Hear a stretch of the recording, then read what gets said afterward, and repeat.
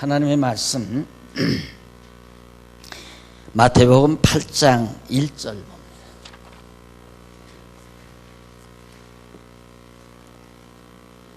마태복음 8장 1절 바른 성경 읽겠습니다. 예수께서 산에서 내려오시자 큰 무리들이 따랐다.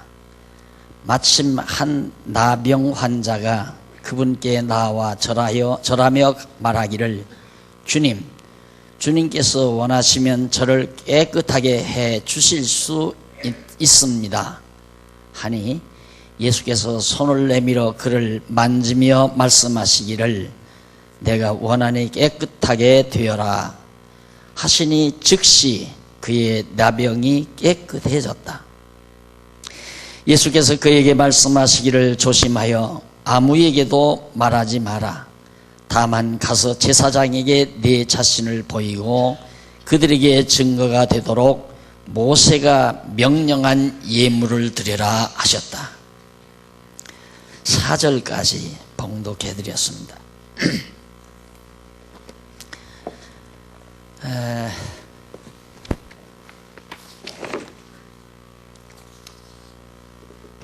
한 주간이 설년같이 느껴졌습니다. 제가 전에 좀 교회가 대치동에 있을 때 와서 대치동으로 가서 얼마 안 돼가지고 젊은 분들이 조금 교회를 소란스럽게 만들어서 마음이 상한 나머지 아이고 교회 떠나서 조용히 선교 지역이나 살펴보자 하고 아프리카에 40일 작정하고 갔었던 일이 있었습니다. 그런데 40일 작정하고 한 주를 넘기지를 못했습니다. 한 주 넘기자니까 못 견디겠더라고요. 그래서 한 주간 만에 다시 돌아왔던 일이 있었는데 이번에도 한 주일 여러분과 함께 떨어진다는 것이 참 멀게만 느껴졌던 그런 지난 한 주간이었습니다. 아마 지금 여러분들께서는 많은 경비를 들여서 많은 분들이 종교개혁사 유적지 탐사를 하고 왔기 때문에 오늘은 무슨 말씀을 할까 하는 어떤 기대감을 혹시 가지고 계실지 모릅니다. 그래서 사실은 여기 올라오기 전만도 오후 시간에 탐사에 대한 유적지 탐사에 대한 특강을 오후 시간에 해드려야 되겠다 그러는데 어쩐지 와서 앉아있느라니까 빨리 말하고 싶어서 견딜 수가 없어요. 그래서 그냥 오전 시간 특강이라기보다도 우리가 익히 예측은 하고 있었지만은 현장을 가서 확인하고 돌아왔기 때문에 제 가슴에서 울렁이는 심정으로 오늘 말씀을 드리려고 생각합니다. 마침 물론 어디라도 그렇지만 오늘 봉독해 드린 말씀이 마태복음 8장 1절 이하의 내용인데요. 8장부터가 표적을 행함에 의해서 예수가 그리스도이심을 성취하는 그런 진리 내용이 8장과 9장에 소개되고 있습니다.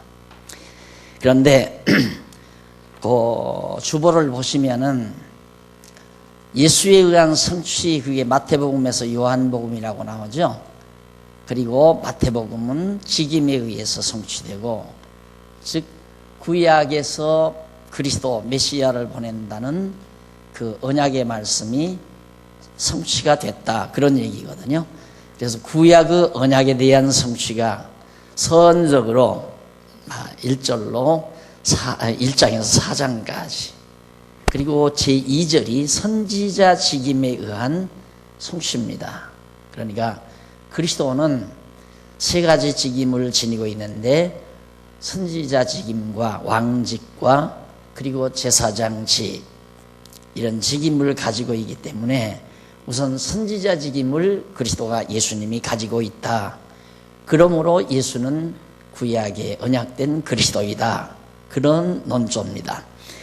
그것이 5장부터 16장까지입니다. 그런데 5장서 9장까지가 말씀과 표적에 의해서 성취하는, 즉 예수가 선지자라는 사실을 이루어 증거해 함으로 성취하는 내용이 기록되어 있습니다. 그래서 우선 5장과 7장 우리가 끝난 거죠. 5장과 7장에서는 말씀을 가르치심으로 선지자의 직임을 가지고 있다는 것을 증거함으로 그리스도가 성취됐다. 구약에 언약된 그리스도가 예수로 말미암아 이루어졌다라는 내용이고요. 이제 오늘부터 공부할 내용은 표적에 의합니다. 예수님께서 많은 표적을 행하시는데 이 표적을 행하시는 것은 당신이 선지자의 직임을 가지고 있다는 것을 증거하는 내용이에요. 그럼 선지자 직임을 가지고 있다는 말은 뭐냐면 당신이 그리스도다 하는 얘기예요. 그래서 오늘 선지직에 대한 가르침이 8장 1절로 17절까지인데 이게 바로 표적들을 행하는 내용입니다. 선지직에 대한 가르침. 그래서 첫째는 문둥병자 고치죠. 잘 아시는 내용입니다. 1절로 4절. 그리고 5절로 13절은 중풍병자를 고쳐요. 그리고 14절로 17절은 모든 여러 병자들을 고쳐서 선지자의 예언을 이름으로 바로 가르쳐 주시는, 예수님 당신이 선지자임을 가르쳐 주시는 그런 내용입니다. 자, 이렇게 예수님께서 많은 표적을 행해서 당신이 선지자임을 증거함으로 가르쳐 주심으로 구약에서 언약된 메시아 그리스도가 예수로 말미암아 이루어졌다라고 증거하는 이유는 언약대로 이루어졌다는 말이거든요. 그럼 언약대로 이루어졌다는 사실을 예수님이 왜 이렇게 증거하는가? 그 이유는 언약대로 이루시는 여호와 하나님이 살아계시다는 증거를 하기 위한 겁니다. 궁극적으로는 하나님 살아계시다. 그런 하나님은 언약대로 이루시는 분이다. 그 언약대로 이루시는 분은 5대 속성을 지니신 진짜 살아계신 하나님 여호와이시다.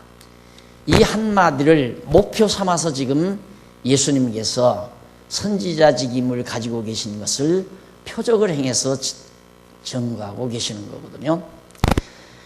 딱 나와서 주보를 보니까 바로 이 부분이 선지자직. 물론 성경, 신약 성경 어디라도 그렇습니다.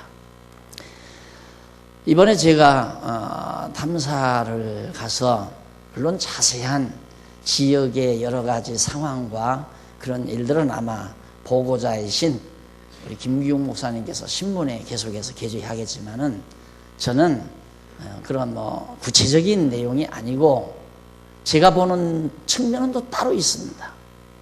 저는 어디 가도 경치나 어떤 작품이나 그걸 보는 것 전혀 아닙니다.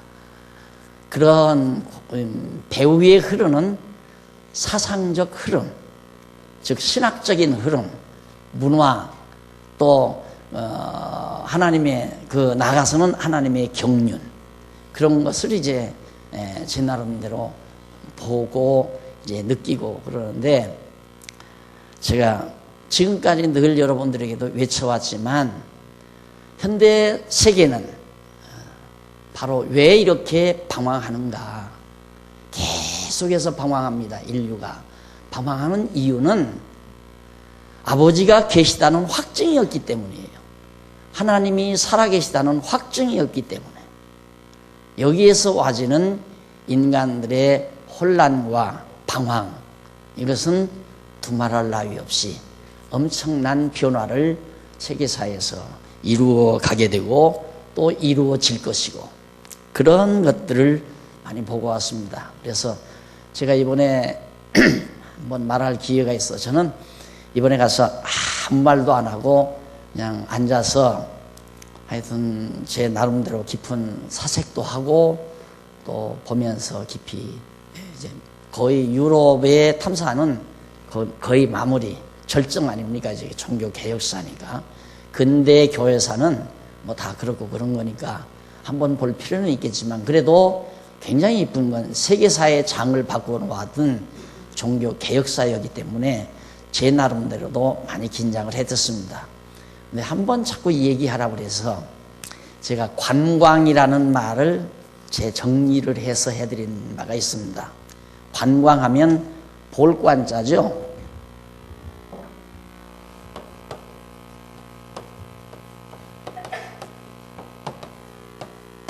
볼관자에다가 빛관자입니다.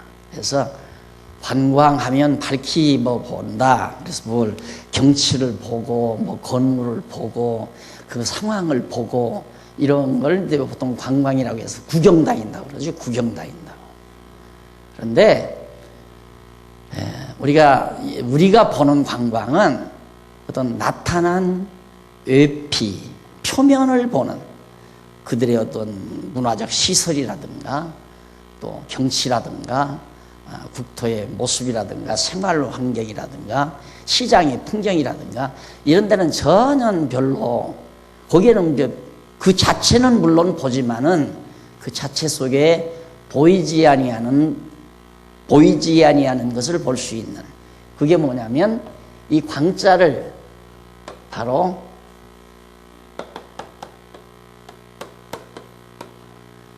영광, 하나님의 영광.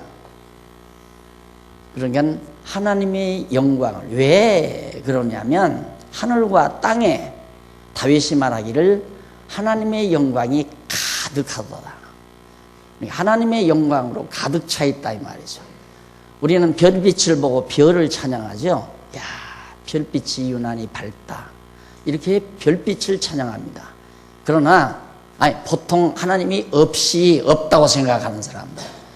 그러나 하나님의 존재를 믿는 우리들은 별빛의 아름다움을 찬양하는 것이 아니라 그렇게 아름답게 창조해 놓으신 하나님의 솜씨, 그 솜씨의 능력의 영광을 찬양하는 것이 오늘 우리들의 올바른 자태이어야 되죠. 그래서 어디를 보아도 하나님의 영광을 보며 다녀야 됩니다. 근데 하나님의 영광 보기가 그렇게 쉽습니까?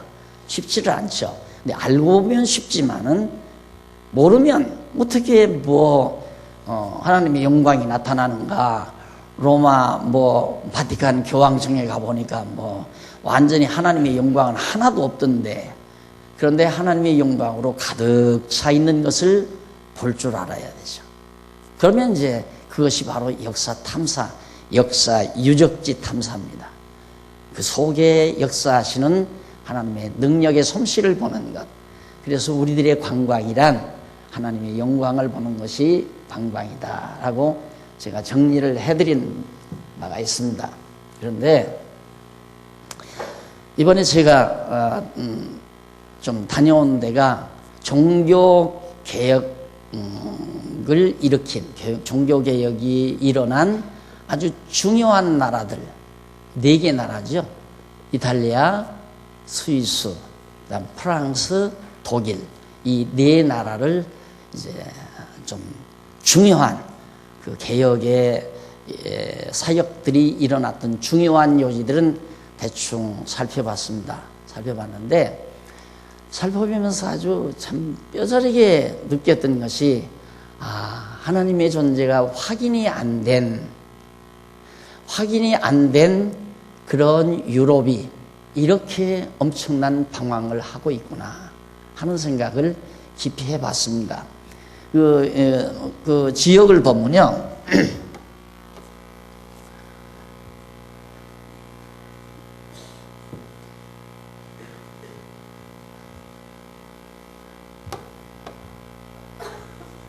이렇게 돼 있죠. 여기가 이제 이스라엘이고, 그리고 이제 지중해입니다. 지중해고, 이게 이탈리아 로마입니다. 로마인데, 여기가 이제, 프랑스고, 여기가 독일이고, 여기가 스위스고, 이탈리아입니다. 이탈리아. 여기가 오스트리아고. 스위스라고 하는 나라는 아주 조그매요. 조그맣고, 이탈리아가 이렇게 붙어 있고, 로마가 되어 있고. 이 지역이죠, 이 지역. 그러니까 서유럽, 이쪽은 이제 동유럽 아니에요? 동유럽은 공산당 치하에 다 먹혀 들어갔다 있고요. 서유럽의 중요한 나라들, 프랑스, 그 다음, 스위스, 독일, 프랑스, 스위스, 그 다음 이탈리아, 이런 나라들인데, 처음에 이제 도착한 데가 로마에 도착해서 이제 바티칸 가톨릭 성당 가서 좀 봤죠. 봤는데 그걸 보고 제가 한 서너 가지로 정리를 했습니다. 바티칸 성당은 우선 신앙적으로 볼 때는 영혼의 납골당이다라는 생각을 했습니다. 저곳에 가서 보는 사람들이 정말 진리가 없이 가서 보면 영혼들이 다 죽어버리겠구나 하는 생각을 했습니다. 그래서 영혼의 납골당이라는 생각을 했고요. 또 사회적으로 보면 인간의 그 노아 시절에 노아 당시 인간의 폐괴성 아주 극에 달했다고 했습니다. 그런데 로마 교황청 자체가 인간의 폐괴성이 노출된 각종 사악성들이 노출된 하나의 집약체다 이렇게 생각을 했어요. 보니까 이 얘기를 그 가이드가 안내하는 얘기를 들으니까 뭐 미켈란젤로라든가 그 유명한 화가들이 이제 그걸 다 했는데 막 다들 뭐 그 작품에 대해서 막 찬사를 하고 난리를 해요. 그래서 제가 하도 나한테 자꾸 말을 하라는 거예요. 그래서 말을 좀 일러줬댔는데 내가 볼 때는 그건 예술작품이 아니다. 예술작품이 아니고 예술이라고 하는 것은 그 사람의 정신과 사상이 묻어 있어야, 담겨 있어야 예술인데 그 사람들의 솜씨를 로마 교황청에서 돈으로 매수하고 힘으로 매수를 해서 그리라는 대로 그린 거예요. 그리라는 대로 그리고 만들라는 대로 만들고. 그러니까 그건 예술이 아니라 기술입니다. 거기 가서 예술작품, 대단한 예술작품이라고 평가하는 사람들은 무식해서 그렇게 평가하는 거예요. 예술이 아니에요. 로마 교황청의 그 무서운 권위 앞에 눌려서 자기들의 생각과는 다르게, 자기들의 사상과 정신과는 다르게, 왜 하라는 대로 안 하면 죽이니까. 그러니까 가서 그들이 만들어라는 대로 만들었기 때문에 그건 기술작품이지 예술작품이 아니다. 그래서 이제 결국 그 로마 교황청의 그렇게 세계적인 명물이라고 생각하는 그런 전당은 완전히 인간의 허위, 거짓, 위선, 가식, 그리고 온갖 잔악상들이 그 무식한 대중들로부터 속여가지고 전부 돈을 걷어다가 170몇 년인가 걸려서 그걸 지었다니까 이 건물이라는 게 얼마나 치졸하고 더러운 건물인가.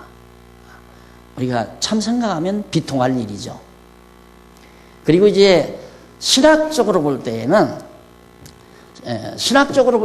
그건 완전히 우상의 전당이에요. 우상박물관. 온갖 우상들을 다, 그러니까 사람 우상, 뭐 여러 가지 업적 우상, 이런 우상들을 빽빽하게 벽 어디 구석구석 모형을 만들어 놓지 아니한 데가 하나도 없다 이 말이죠. 그러니까 성경은 아무 형상이든지 만들지 말라고 하는 것은 하나님은 눈으로 볼 수 없는, 형상이 없는 하나님이기 때문에 벌써 형상을 만들어 놓으면 우상이란 말입니다. 그래서 5만 가지 우상들의 전당, 박물관, 바로 교황청이라는 것이 거짓과 위선, 가식, 횡포, 약탈, 이런 모든 인간의 가장 더러운 각종 속성들을 전부 집약해 놓은 것이 로마 교황청이더라. 이런 이야기를 제가 해준 바가 있습니다. 자, 이렇게 해서 이제 로마 교황이 전 세계를 점령하다시피 이 일대, 지중해 연안 이 일대를 다 점령했잖아요.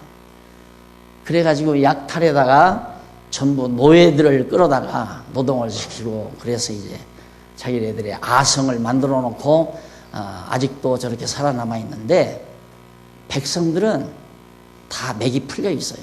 로마인들, 이탈리아 사람들은 맥이 다 풀려 있더란 말입니다. 로마 교황청만 남아 있는데 이 교황이 얼마나 무섭게 권위를 부리고 압력을 가했는지 그것에 의해서 폭발한 것이 15세기, 16세기 종교개혁. 이 독일에서 루터가 나오잖아요.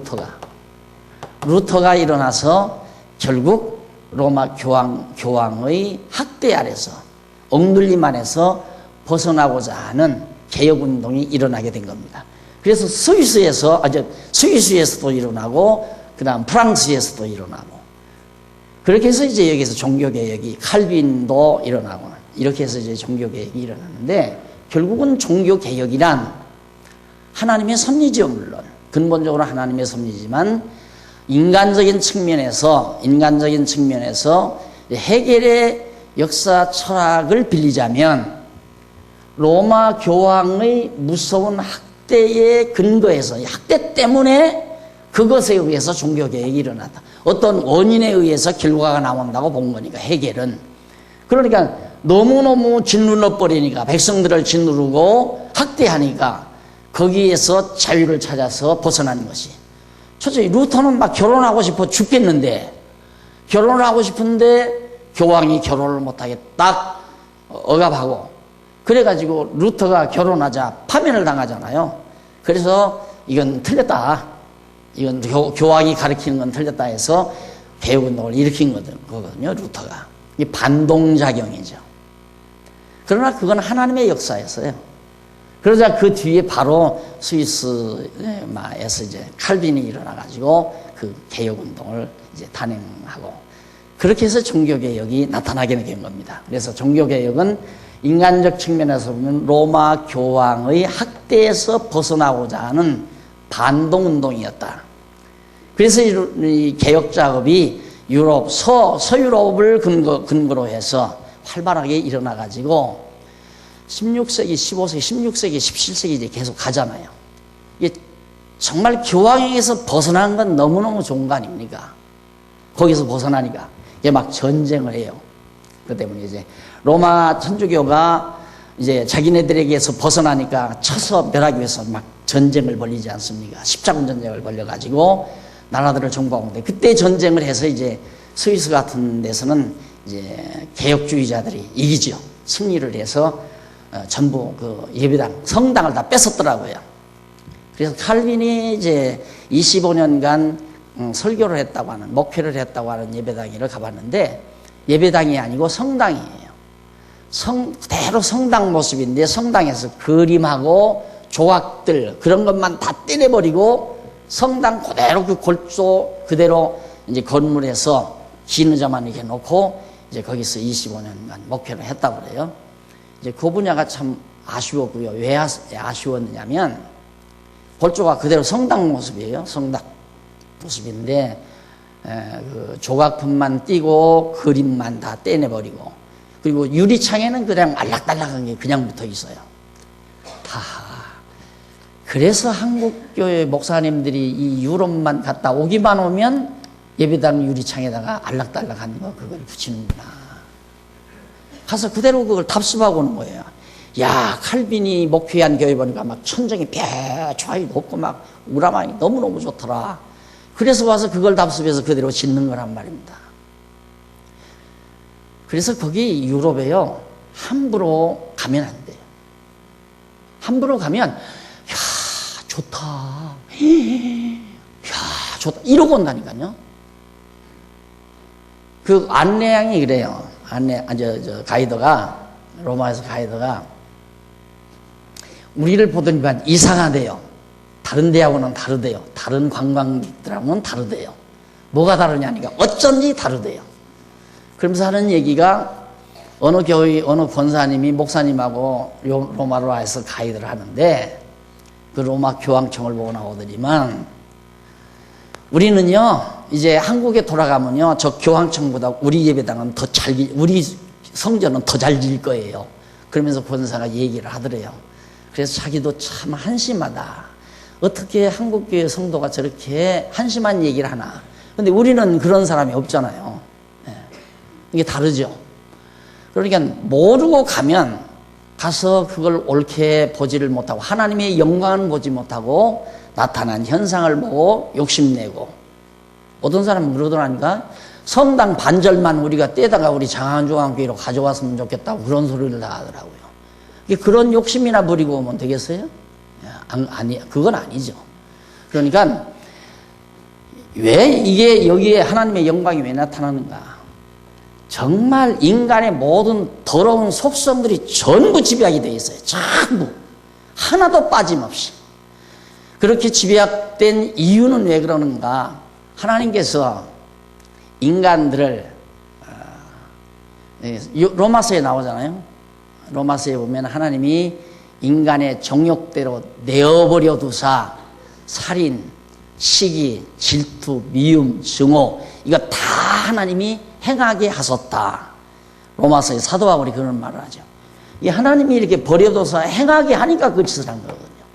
그러니까 이렇게까지 잔악하게 행하게 하시는 하나님의 전능하신 능력의 영광을 로마 교황청에서 볼 줄 알아야 제대로 역사를 탐사하는 것이다 하는 얘기입니다. 자, 그렇게까지 버려두시더니만 그렇게 버려둔 구교 로만 캐토릭의 상황 속에서 나타나는 것이 이제 스위스, 독일, 루터와 칼빈을 통해서 일으키는 것이 이제 종교 개혁인데, 이건 참 좋았죠. 그래도 여기서 벗어나니까. 여기 로마는 교황권이, 우리 늘 말하지만 교황권이, 종교 개혁은 성경권이 아니에요. 성경권이. 교황의 권위를 성경의 권위로 대치시켜 버렸단 말입니다. 그래서 성경을 정말 근거해서 이제 교회를 바르게 세워나가고 올바르게 하나님의 나라를 이루어 가야 될 책무를 개혁교회가 가지고 있었단 말입니다. 그런데 전쟁하느라고, 국교와 전쟁하느라고, 신학적인 전쟁, 실제로 총칼 들고 하는 전쟁, 그럼 언제 제대로 연구할 기회가 있겠어요? 그래서 독일의 루터는 성경을 제대로 연구하고 전체를 보지 못하니까 결국 야고보서 같은 것은 지푸라기 복음입니다. 야고보서는 취급을 안 해서요. 지푸라기라고 해서. 성경에 1.1획도 빼서도 안 되고 더해서도 안 된다고 그랬는데 야고보서를 루터가 빼버리고 그건 지푸라기 복음이다, 이렇게 주장하는가 하면, 칼빈은 요한계시록을 정리하지 못하고 갔잖아요. 그러니까 요한계시록 정리하지 못했다는 말은 성경 전체를 제대로 알지 못했다는 얘기거든요. 그러니까 칼빈이 기독교 강요는 썼지만은 결국 성경 강의를 요한계시록을 빼고 그냥 가르치긴 가르쳤으나 정말로 성경 전체의 논리적 구조를 통해서 하나님이 살아계시다는 확증을 못 보여준 거예요. 봐라, 성경이 이렇고 이러니까 하나님은 여호와로 살아계시다. 이렇게 확실한 논거를 대고 논리와 근거를 통해서 하나님이 살아계시다는 확증을 보여주었어야 되거든요. 그걸 못했어요. 개혁자들이, 루터나 칼빈이 그 작업을 못했단 말입니다. 그래서 이번에 이제 스위스, 여기 이쪽 스위스 남단에 바로 국경지대에 바젤이라는 도시가 있어요. 그 이제 칼빈이 주로 활동하던 나라 지역인데, 그 칼빈이 거기서 그 바젤이라는 곳에서 거기를 완전히 성시화, 전체 그 도시를 기독교 도시로, 그렇게 성도들만이 살 수 있는 그런 도시로 만들려고 정치도 하고 뭐 그랬다고 그래요. 근데 거기 가보니까 이제 칼빈이 세워놓은 대학이 하나 있고, 그 예배당 부근인가 그 부근에 이제 고등학교 하나, 우리 복지관 걸면 많은 그런 건물이라도 고등학교 건물이, 거기서 고등학교를 세우고, 그래서 교육 중심의 목표를 했다고 그런 얘기를 하더라고요. 근데 칼빈이 그걸 못해가지고 대학까지 세워서 해놨는데 나는 대학문 교문에 들어서자마자 깜짝 놀란 게 뭐냐면 대학문에 딱 들어서니까 그 벽에 큰 옹벽에다가 대리석으로 높은 벽을 하나 만들어 놓고 거기에 이제 칼빈이 하는 일에 적극적으로 후원했던 그런 훌륭한 분 한 분이 계셨대요. 경제적으로 굉장히 후원해 주신 분이. 그분 하나 이제 상하고, 그 다음 칼빈상하고, 하나는 이제 막 쪼잉글리상, 그 다음 하나는 베자상, 이렇게 해서 네 사람을 이제 이렇게 입체 반, 그렇게 전체 모형은 아니지만 이렇게 대리석에다가 입체적으로 이렇게 모양을 새겨가지고 막 크게 세워놨더라고요. 거기에 이제 학생들이 앉아서 이제 담소하고 놀고 하는 모습을 봤는데 그걸 보고 깜짝 놀랐어요. 내가 알기로는 칼빈은 나 죽으면 무덤도 만들지 말라고 흔적을 없애버리라고 그렇게 가르쳤다는데, 야, 어떻게 칼빈이 세운 대학에 반신상도 있어요. 반신상. 구리로 반신상 다 만들어서 해놔 있고, 그것도 붙여놔 있고. 이게 많이 후대들이 변모시킨 거죠, 이제. 이게 칼빈의 근본 정신을 받지 못하고 칼빈을 뭐 선배라고 또 스승이라고 생각하는 후대들이 한참 잘해준답시고 그렇게 반신상도 만들고 모양도 새겨서 이렇게 벽에다가 이제 큰 벽에다가 만들어 놓고, 그래서 자꾸 부패해져 가는 거죠, 쉽게 말하면. 그러니까 칼빈을 위대하게 보는 거예요. 칼빈 위대하다. 여기 이제 독일에 가서 가이드를 하나 만났는데, 가이드는 칼빈을 막 다 짓이겨버려요. 루터가 훨씬 낫다 이거야. 루터가 칼빈보다 낫다 이러면서. 그러니까 결국 하나님께서 하시는 일인데 칼빈이 위대하고 루터가 위대하다는 거죠. 그래서 루터를 내세우고, 거기 가면 루터 동상도 나오고 뭐 말도 아니에요. 뭐 칼빈 여기 제네바도 마찬가지고, 죄송합니다. 바젤이 아니라 제네바. 제네바 대학에 가서 이제, 그래도 내용은 좀 살아있겠지. 기대를 가졌어요. 내용은 그래도 칼빈의 기본 정신인 내용은 살아있겠지 하고, 이제 만나기로 해서 담소를 하기 시작했습니다. 가니까 학장이 나오고, 직접 학장이 나오고, 그 다음에 교의신학 주임 교수가 나와서 얘기를 설명을 해주더라고요. 근데 설명을 해주는데 우리 생각과는 다르게 학교 소개를 하고 뭐 500주년 기념 행사했던 영상을 틀어주고 그래요. 우리는 이게 아니다. 그 뒤이지 조교 녀석이 우리가 보냈던 질의서를 그때야 교수에게 가져다 주는 거예요. 교수가 딱 보더니만 얼굴이 빨개져요. 그게 칼빈의 기독교 강요 4권 속에서 나오는 중요한 이슈들 속에서 문제되는 것들을 대략해서 한 11가지 질문서를 미리 만들어서 영문으로 번역해서 보낸 거거든요. 그걸 그때야 교수가 받은 거예요. 하나도 답변할 수 없는 문제들입니다. 칼빈이 그걸 해결을 못했으니까. 중요한 문제가 인간의 자유의지와 하나님의 주권, 그거 해결을 못했잖아요. 내가 늘 강의할 때마다 이거 신학계에서 해결이 안 된 겁니다. 그 다음 죄관이라는 게 철학적 죄관이에요. 윤리도덕적인 죄관. 신학에서도 정리가 안 돼 있어요. 그런 문제들을 자기가 어떻게 답변을 해요? 안 되죠. 그렇게 대충 하고 그냥 바쁘다고 교수가 처음에는 나가더라고요. 나가니까 그 가이드가 이래서는 안 되겠거든요. 미리 소개를 받았는데 자기 책임이고, 가이드가 쫓아가서 교수를 붙들고 아니다, 이거 아니다, 이렇게 설명을 하니까 바로 그러면 대표들을 몇 분만 자기 연구실로 들어왔으면 좋겠다. 이거 너무너무 무거운 주제라서 이렇게 벌려놓고 얘기할 성질의 것이 아니다. 그리고 뭐 우리 권사님들, 여집사님들도 많이 갔지만 이분들이 보기에는 그냥 관광객이지요. 뭐 떨렁떨렁 화려하게 입고 뭐 모자들을 쓰고 선글라스 쓰고 그러고 다니니까 관광객으로 알고 우습게 알았던 거예요. 그런데 자기가 뭔 얘기 하는데 막 눈이 떨어져라고 강의를 듣는 모습을 보고, 야, 이 사람들은 보통 사람이 아니다. 그러면서 그 대학 설립 이래 처음 있는 일이에요, 그런 일이. 그러면서 그 교수가 한국에 오고 싶다고. 우리가 교수실에 들어갔잖아요. 몇 분이 연구실에, 그 학장 연구실에 들어갔더니만, 이거 너무너무 무겁습니다. 이 문제들이, 주제들이. 그러면서 끝부분부터 그러면 얘기 좀 하자고 그러더라고요. 이게 끝부분부터 끝에 나오는 것이 뭐냐. 끝에는 가볍게 칼빈이 로만 캐토릭을 향해서 적그리스도라고 말했는데 교수님께서는 어떻게 생각하십니까? 라는 질문이었어요. 그러니까 그 질문을 받고 교수가 하는 얘기가 천주교가 칼빈 당시와는 많이 달라졌습니다. 이 말이에요. 그 말은 뭡니까? 천주교 이제는 우리가 적그리스도로 생각하지 않습니다는 간접적인 대답입니다. 그 다음 이제 파르트에 대해서 물었어요. 파르트는 독일에서 일어난 겁니다. 독일의 파르트. 이게 독일도 많이 이미 다 변질돼 버렸어요. 그러니까 파르트에 대해서 얘기를 하니까 바로 그 접경에 있는 조그만 나라 스위스에서 이 거대한 독일, 프랑스 이런 나라들의 흐름 속에 교수가 견뎌내겠어요? 못 견뎌내죠.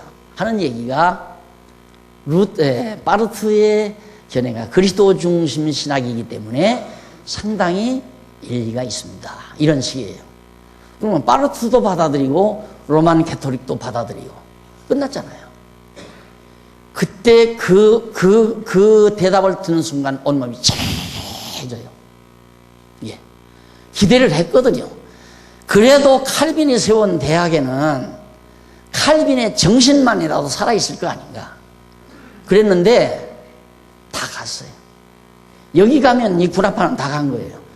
여기 제네바 대학, 제네바 칼빈이 세운 대학의 순수한 보수신학, 성경 중심, 성경 권위 중심의 신학이 여기서 사라지면 다 끝나는 거예요.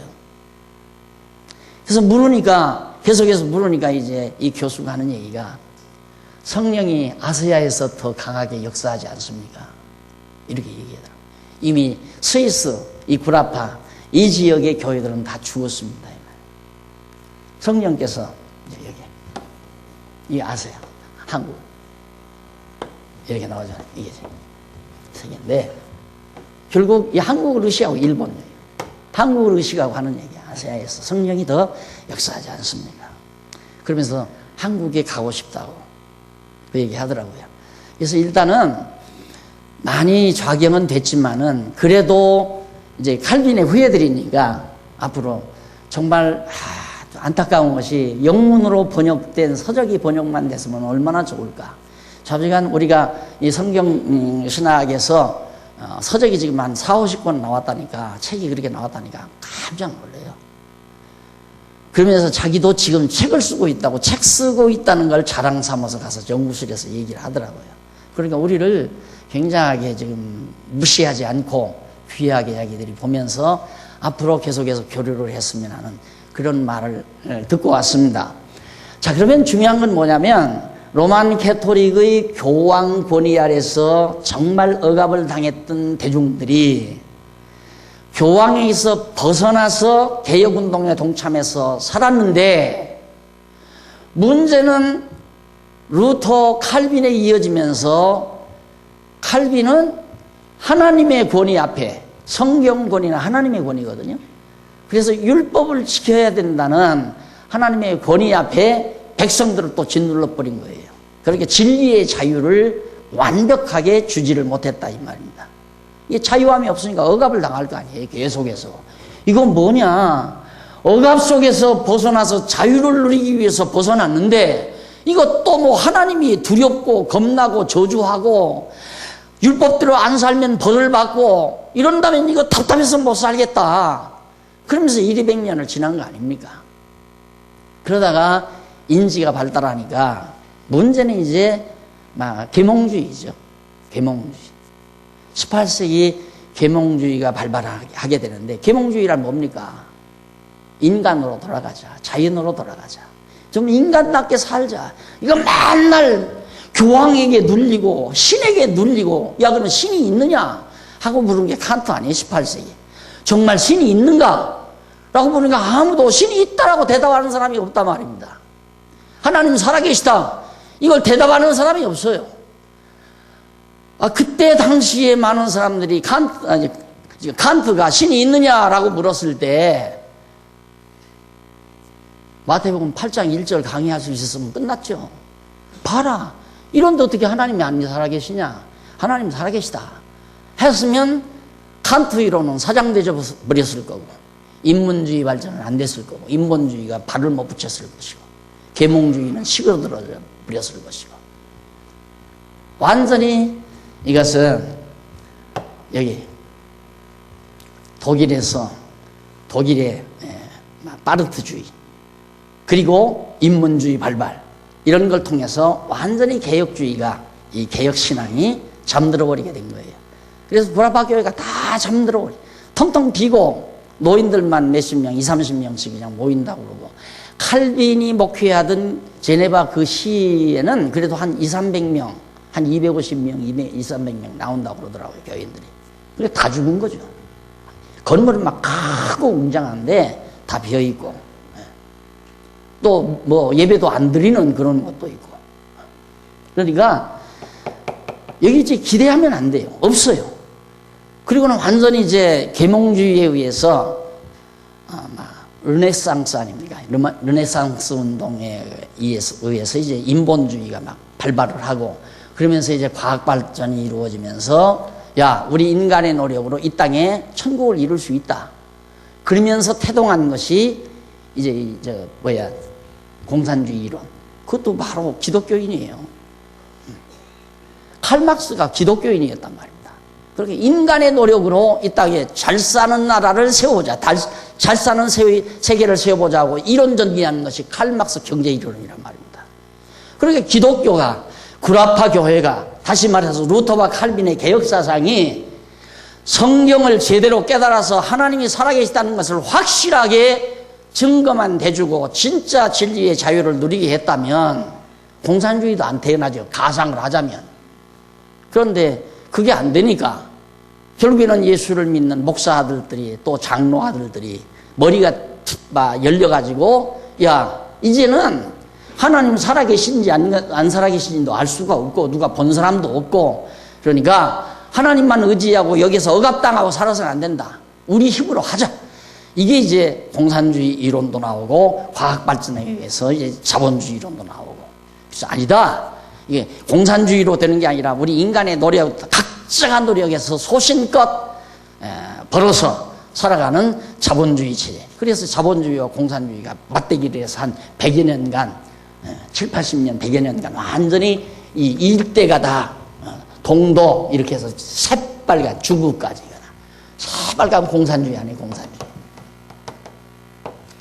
칼막스 한 사람이 세상을 이렇게 만들어 놓은 거예요. 얼마나 많은 사람이 죽었습니까? 결국 하나님 살아계시다는 증거가 안 되니까 자유함이 없는 거예요.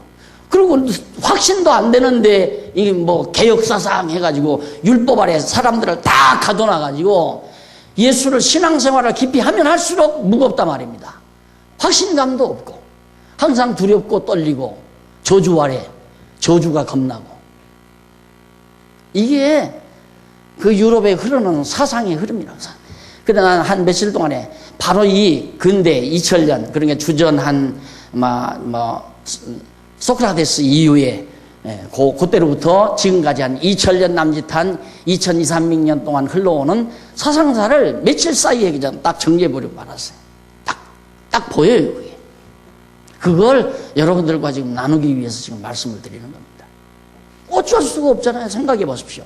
교황에게 눌려 살던 사람들이 내가 교황에서 벗어나자, 저 권위가 있는 거 아니다, 거짓이다, 전부 거짓이고 정말 허위고, 그러니까 맞다 하고 다 따라 나왔는데 나와서 보니까 다시 신권 아래 다 눌러놓는다 이 말이에요. 하나님의 권위 아래 다 눌러놓는다 이 말이에요. 율법으로 다. 그러니까 살 수가 없잖아요, 답답해서.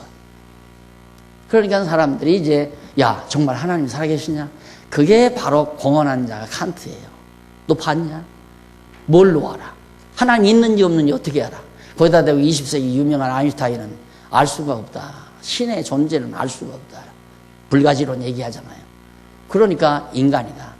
그 확신도 없는 거기에 의존할 게 아니라 우리의 의지로. 거기다가 19세기 말부터 이제 태어난 니체가 하나님 죽어버렸다? 아야, 죽었다 그러죠. 하나님 죽었다. 그래서 완전히 인본주의 세상이 돼버린 거예요, 이 세상이.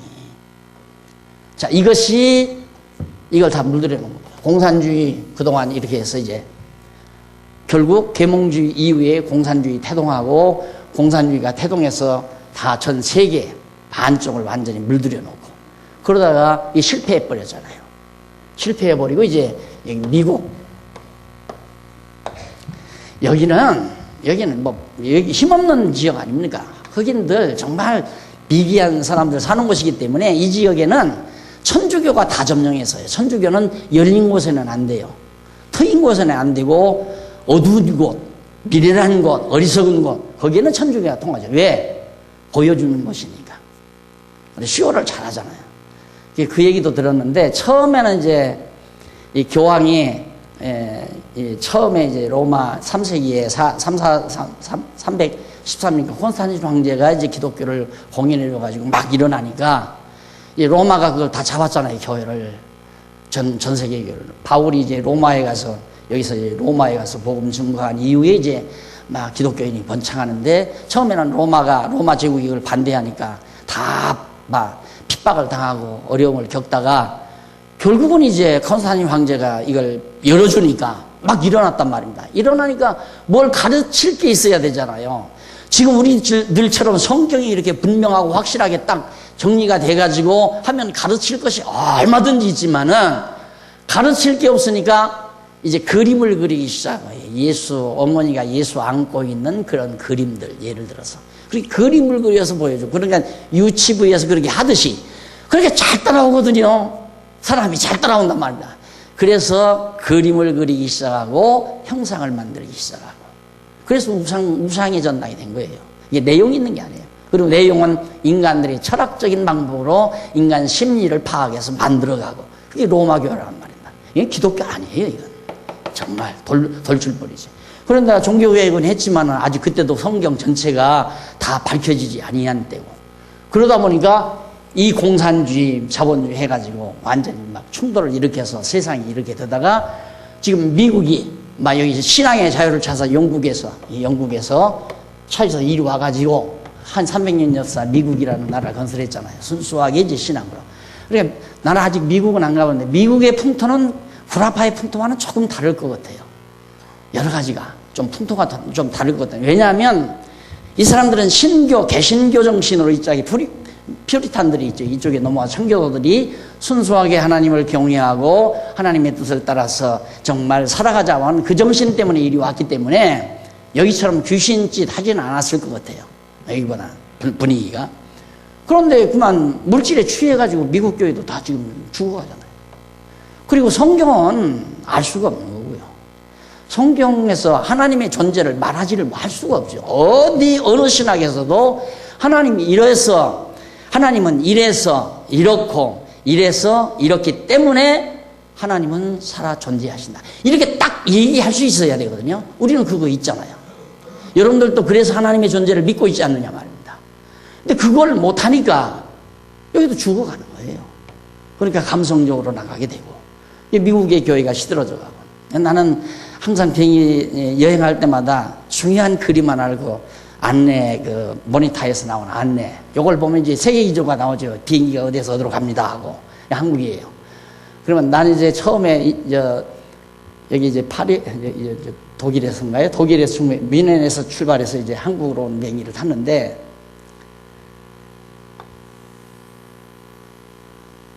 이렇게 해서 이게 어둠이지, 어둠. 이게 어둠. 그러니까 이건 밤이에요, 이쪽은. 여기는 낮인데. 이 어둠이 서서 이쪽으로 몰려오죠. 그럼 이제 여기는 밝아지고 여기는 어두워지고. 저것이 하나님께서 세상을 섭리해 가시는 놀라운 하나님의 계획이다라는 게 눈으로 들어와요. 그래서 과거에는 여기 밝았죠. 기독교 문명이니까. 이 지역에 전부 국기마다 십자가 안 그려 있는 국기가 없습니다. 거의 다 십자가 그려 있죠.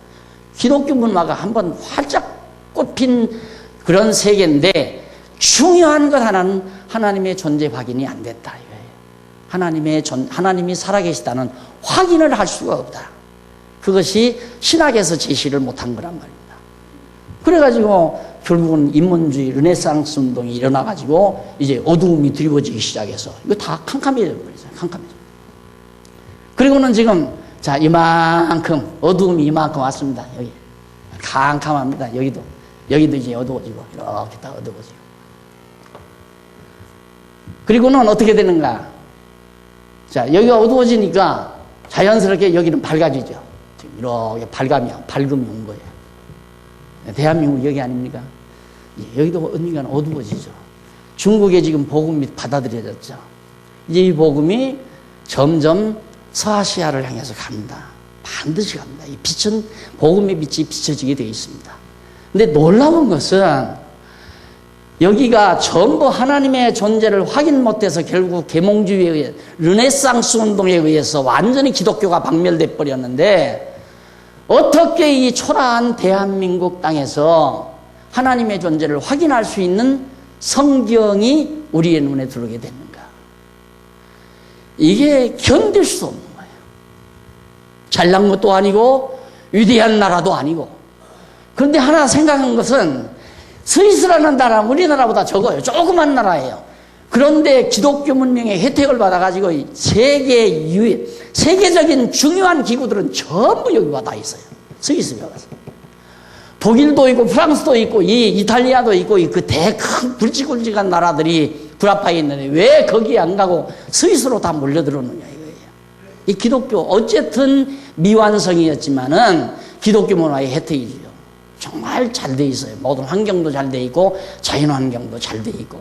그러니까 모든 그리고 중립국이고 여기는 중립국이고 조그만 나라가 그 강대국들의 틈바구니에 꼭 끼어 있는데 조그매요. 그런 나라가 결국 이 구라파 일대를 한때 움직였잖아요. 그래서 대한민국도 작지 않다. 그 생각이 나요. 대한민국도 작은 나라가 아니다. 수십만 명, 수천만 명, 수천 명, 수백 명이 하는 거 아닙니다. 정말 역사의 흐름을 읽고 하나님의 뜻을 밝히 알고 우리 크리스찬 신문 사시처럼 과거를 해명하고 현재를 직시하고 지금을 바르게 바라보고 미래를 예감하면서 준비하는 자, 그게 하나님이 주신 지혜죠. 저는 사실 이렇게까지 일이 이렇게 되어지리라고는 상상을 못해요. 원래 제 소망은 아시다시피 그냥 저런 기술로 그리는 그림 말고 순수하게 아름다움을 추구하다가 살다 죽어야 되겠다. 돈은 아야 처음부터 멀었던 사람이고 왜 돈 많으면 지옥 간다고 배웠으니까. 그러다가 살다가 말씀 깨닫고 나서는 서당 생각해요. 성경 서당. 그냥 마을에 어디 널찍한 사랑방 같은 거 있으면 묻어가지고 거기서 7, 8명, 10여 명 모여서 성경이나 오선돈 가르치고 낮에는 농장에 가서 일하고 정말 나무에다가 불 떼고 지피면서 그렇게 한평생 산다고 하는 생각 가지고 농촌운동 시작한 거 아니에요. 그런데 어떻게 내가 목회를 했어요. 목회를 할 때도 서울에서 목회할 때도 어디 그냥 한 10여 평짜리 공간 하나 교실 하나만 있으면 딱 좋겠다. 그러고 시작한 것이 사실상 장안동 교회란 말입니다. 그래서 그것도 공부하러 온 사람이 없어서 그만 때려치려고 했는데 어떻게 늦게라도 그래도 총신 후배들이 우르르 10명 몰려와가지고 그 바람에 이제 계속해서 이제 가르치다가 보니까 대치동으로 옮기게 됐고 대치동에서 옮겨서 하다 보니까 또 뭐 2, 300명씩 모이기 시작하고 그러다 보니까 또 여기 땅 사가지고 짓다 보니까 이렇게 된 거 아니에요. 그런데 그러면 내가 세계 무대를 생각하면서 공부를 해야 하나, 이제 일을 해야 하나? 없어요. 여기 이미 다 인문주의에 물들어 가버렸으면 끝난 거란 말입니다. 미국은 다 저쪽에서 다 건너오는 거니까. 영국 신학, 유럽의 신학들이 다 일로 미국 신학이 다 올라오니까. 거기 가니까 미국은 취급을 안 해요. 영어를 잘 쓰질 않아요. 천박하다고. 구라파 가니까. 그러니까 이미 정말 말씀을 수호하고자 하는 그런 정말 동지를 만난다는 것은 어려운 시대를 우리가 맞았습니다. 우리 한국에 있는 목사님들 여기 유럽에 성지 순례하고 갔다 오면 벌써 건물 하나하나가 달라져요. 건물 때려 부숴버리고 다시 짓고. 우리 지난번 총회 때 터키 거기 가서 탐사하고 왔더니만 와서 멀쩡한 예배당 때려부숴버리고 다시 지었잖아요. 크게 하나님 교회 달리한다. 그러니까 그만큼 경박하고 천박한 그런 무리들도 많이 있는 상태에서 한국에서 정말 성경 말씀 바르게 지키려고 하는 그런 동료 만나기가 힘들다는 거 알잖아요. 우리 노회 목사님들만이라도 그렇게 될지 그것도 그렇게 안 되잖아요. 예? 그러니까 정말 얼마나 중요한 일을 하나님께서 우리에게 맡겨주셨는가. 나는 내가 하겠다고 생각 안 해요. 하나님이 우리를 그렇게 쓰시려고 이제 이 시대, 이 아세아 시대에 기독교 문화를 펼쳐가시려고 다 야벳조선이 세매장막에 거한다고 성경에 예언되어 있잖아요. 반드시 아세아 교회는 이렇게까지는 안 된다. 이렇게 안 된다. 정말 성경을 성경대로 바르게 보고 하나님의 존재가 확증된 상태에서 정말 아름다운 기독교 문화가 이 땅에 한 번은 아시아 지역에서 펼쳐져 간다. 이게 이제 확신이 들어오고, 그래서 이제 극동지방인 작은 나라, 힘없는 나라, 그것도 남북이 딱 갈려져 가지고 여호와 하나님 의지하지 않으면 어쩔 수가 없는 나라. 지금도 불안하잖아요.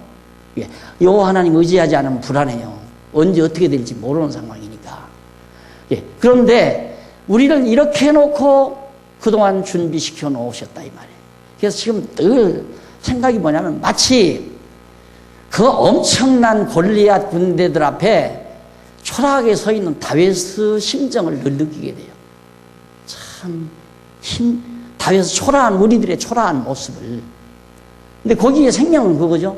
너희들은 총과 칼을 의지하고 나오지만 우리는 만군의 여호와의 이름으로 내게 나온다. 여호와 하나님의 능력을 우리가 의지하는 그 의지하는 마음으로 우리가 이 시대의 사명을 감당하는, 이렇게 쓰임받는다는 게 얼마나 놀라운 일입니까? 하나님이 우리를 그렇게 쓰시려고 숨겨놓으셨다가, 그래서 보면 이렇습니다. 처음 이제 구약시대에는 여기 이스라엘 나라, 이걸 통해서 이제 아브라함 부르고, 그 다음 아브라함을 통해서 3대 언약을 통해서 이스라엘 나라 국가를 형성하고 선지자를 보내고 바벨론에 포로 갔다 돌아오게 하고, 그렇게 해서 구약 성경을 마무리하죠. 그리고는 이 땅에서 예수가 나와요. 예수가 나서 12제자들을 불러가지고 그 제자들을 통해서 신약 성경이 주 100년의 완결이 돼요. 하나님께서 하나님의 말씀을 주 100년까지 완결 딱 시켜놓고는 그 다음 이제 사도들을 통해서 이탈리아까지 복음이 증거되게 하죠. 땅끝까지 복음을 증거하게 하신 하나님의 계획 속에. 그게 점점 해서 여기까지 왔잖아요. 이렇게 돌아서 여기까지 온 거예요. 근본적으로. 근데 이게 여기가 지금 대낮에서 내가 볼 때 우리 한국교회는 한 3시쯤, 오후 3시쯤 됐다라고 느껴져요. 한 오후 3시. 왜? 지금 내리막길이거든요. 한국교회가 내리막길이에요. 어두워질 저 가는 내리막길. 석양판이라 이 말입니다. 그럼 이쪽으로 많이 밝아진다는 얘기죠. 아니, 지금 여기가 이렇게 돼서 우리가 현재 한 오후 3시쯤이라면 이게 점점 다가오면 이제 점점 이쪽으로 가면서 이쪽이 더 밝아질 거 아니에요. 이게 점점. 한국교회 어두워지면 이장이 이제 아시아 지역의 많은 나라들이 기독교 문화를 받아들이는데, 이 나라에 여기에 근거도 없는 이미 패배한 르네상스 운동을 통해서 이미 다 좌초되고 다 망가져버린 이거 받아들이겠느냐 이 말이죠. 이제 여기도 눈 떠가지고 미국으로 유학 가고 다 독일로 유학 가고 다 가요. 가서 그거 가지고 오겠느냐 이 말입니다. 아마 안 받아들여요. 받아들일 수가 없어요. 더더군다나 이 사람들은 공산주의 이론에 이미 완전히 머리가 굳어진 사람이에요. 그 이론 교육에. 이론이 맥혀있는, 논리가 맥혀있는. 그 당장 이번에 제네바 대학에서 목사님들하고 이제 토론하는데, 어떻게 하나님의 절대 주권과 인간의 자유의지가 같이 공존할 수 있는가? 대답 나오겠어요? 대답이 안 나오죠. 그걸 공부하겠다고 이 머리 좋은 사람들, 이 중국 사람들, 공산주의 이론에 젖어 있는 사람들이 머리가 샤프하단 말입니다. 그 사람들이 거기 가서 그거 만족하겠어요? 안 된다 이 말이죠. 그래서 하나님이 한국에 지금 이렇게 준비해 놓으시는구나. 이렇게 하면 여러분이 볼 때, 야, 방문부사 갔다 오더만 좀 정신이 이상해졌다. 그럴지 몰라요. 그런데 정신 이상해서 그런 게 아니에요. 제가 무슨 야망이 있어서 그런 것도 아니고 실제로 나가서 보니까 우리 장안중앙교회라는 것을 하나님이 얼마나 소중하게 쓰시려고 지금 준비하고 있는가. 그래서 난 지금도 그렇습니다. 할 일이 뭐냐? 잠 좀 덜 자고 열심히 한 페이지라도 쓰는 거. 그거 이상. 그 오면서 당부했어요. 공연이 막 야망 가지고 야 우리가 세계를 향해서 선교하자 이러지 말고 작은 일. 내가 지금 할 수 있는 일. 내가 지금 해야 하는 일. 나는 지금 받은 은사가 부지런히 쓰는 거예요. 지금 써야 한단 말입니다. 그것만 하면 하나님께서 난 지금도 그래요. 오면서 이제 목사님들하고 무엇보다도 지금 번역이 급합니다. 번역이 급합니다. 맞다. 번역이 급하다. 얼마나 좋겠어요. 이번에도 만약에 율법과 죄 그리고 은혜라는 책 같은 거 뭐 많은 분량은 아니니까 그거 하나 정말 잘 번역된 영어로 번역했거나 독일어로 번역한 책만 있다면 그거 로마에서 뿌려주고 뭐 스위스에 가서 프랑스에 가서 그다음 독일에 가서 몇 권씩 이렇게 던져주고 왔으면 대단한 거 아닙니까? 사실 핵폭탄 동거인 거거든요. 그거 하나 놓고 오면. 그래서 내가 걱정하지 말아라. 그것도 하나님께서 지금 어딘가 준비해 놓고 계시다. 때가 되면 반드시 내가 번역하겠습니다 할 자가 나타날 거니까 우리 할 일이나 열심히 합시다. 목사님 할 일이 있으면 그거 열심히 하고 나 할 일 있으면 나 열심히 하고 공연이 설치고 내가 아니면 못한다고 그러지 말고 하나님 다 일하실 준비. 내게는 연구해서 하나님 존재 확인시키는 그 일 하나 그게 내 할 일이고 내가 뛰어다니면서 칼빈처럼 막 이리저리 누터처럼 입이 세 개를 누비면서 그렇게 일한다는 얘기가 아니라 이 땅 좁은 땅덩어리지만은 좁은 곳이지만은 좁은 연구실 공간이지만 거기 처박혀서 열심히 쓰고 열심히 연구하고 시간 나는 대로 열심히 가르치면 하나님께서 때가 되면 드러내신다. 다 듣게 하고 만나게 하고. 이것이 제가 느끼고 온 건데, 자, 성경 주 100년까지 완성됐어요. 그리고 지금까지는 성경 자체가 온 세계에 퍼지게 만들었어요. 번역을 해서 막 온 세계에 퍼지지 않는 곳이 없어요. 성경 자체가. 그런데 퍼졌는데 내용은 모르겠어. 근데 하나님께서 이제는 성경이 말하는 바가 무엇인지를 알려주는 섭리를 해 가실 준비를 하고 계셨구나. 그것이 제가 뼈저리게 깊이 느낀 탐사의 결과입니다. 성도 여러분, 우리에게 엄청난 너무너무 소중한 귀중한 정말 귀중한 보화를 우리에게 담아줬다는 것을 인식하시는 분은 행복할 겁니다. 하나님은 우리를 왜 이렇게 소중하게 쓰시는가? 그 인식을 못하면 사는 의미 없을 거예요. 뭐하러 살아야 하나? 왜 살아야 하나? 힘도 나지도 않고 맥 풀리고 어디 좋은 일 없나? 구경이나 갈까? 여행이나 다닐까? 여행 다니면서 말짱한 거예요. 여행 다니면자 몸만 피곤하고 여러분 내가 아까 말씀드린 것처럼 하나님의 영광이나 보러 다니면 모를까? 영광은 저기 앉아서도 얼마든지 보잖아요. 좀 얼마든지. 오늘 이 정도 말씀드리고 간간히 시간 나는 대로 또 말씀드리도록 하고 오늘 강의 마무리합니다. 기도하십시다. 살아계신 하나님 아버지, 역사를 주관하시며 때때마다 정하신 뜻을 따라 섭리해 가시는 하나님의 크신 능력을 다시 한번 감사드립니다. 우리가 위대해서 우리를 쓰시는 것이 아니라 미련하고 어리석고 못났기 때문에 하나님께서는 당신의 능력 드러내기 위해서 우리를 사용하시는 줄 압니다. 우리 장안중앙교회 왜 세워놓으시고 지금까지 이처럼 키워오시는지 알았습니다. 하나님 아버지, 우리 온 성도들에게 이 귀한 하나님께서 우리에게 맡겨주신 선한 일에 함께 마음을 모으고 뜻을 모으고 가슴이 타오르도록 성령께서 역사해 주시옵소서. 예수님 이름으로 기도드립니다. 아멘.